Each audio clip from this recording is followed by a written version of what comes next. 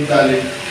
చాలా మంది చాలా వ్యవస్థలు ఉన్నాయి, అవస్థలు ఉన్నాయి, చాలా బాధపడుతుంటారు. మీకు నేను చూస్తుంటాను. ఈరోజు హైదరాబాదు ఇంత సుందరంగా ఉందంటే ఈ యొక్క జిహెచ్ఎంసీ ఉద్యోగులు ఉన్నారు కాబట్టి ఈరోజు హైదరాబాద్ సుందరంగా ఉంది. 2 రోజులు జిహెచ్ఎంసీ కార్మికులు పనిచేయకపోతే హైదరాబాద్ మొత్తం డబ్బులిచ్చిపోతుంది.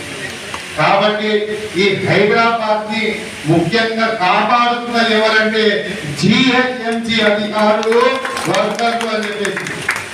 మరియు అదే విధంగా మీ సమస్యలు ఏదున్నా గౌరవ ముఖ్యమంత్రి గారి దృష్టికి తీసుకుపోయే విధంగా మన ఆదిల్ భయ్య కానివ్వండి, మన నాగేశ్వర కానివ్వండి, పెద్దలందరూ ఖచ్చితంగా ఈ యొక్క సమస్యలు ఖచ్చితంగా గౌరవ ముఖ్యమంత్రి గారి దగ్గర తీసుకుపోయే విధంగా మేము కృషి చేస్తామని చెప్పేసి ఈ యొక్క సభాముఖంగా తెలియజేస్తున్నాను. చాలా మందికి చాలా ఇబ్బందులు ఉన్నాయి, నేను చూస్తూ ఉన్నాను. చాలా మంది ఈ యొక్క కార్మికుల దగ్గర నుంచి కూడా దోపిడీ చేస్తున్నారు అన్నది మీరు మైండ్ లో పెట్టుకోవాలి. ఇంట్రెస్ట్ రూపంలో దోపిడీ చేస్తున్నారు. వాళ్ళు ఆ ఇంట్రెస్ట్ రూపంలో చాలా మంది మాకు చెప్తూ ఉంటారు.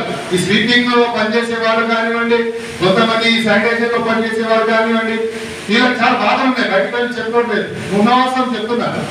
ఎందుకంటే మీరు ఇంత కష్టపడతారు, కనీసం వీళ్ళ ఏటీఎంలు వీళ్ళ దగ్గర ఉండదని నాకు తెలుసు. అది వీళ్ళ ఏటీఎంలు వీళ్ళ దగ్గర ఉంటారు.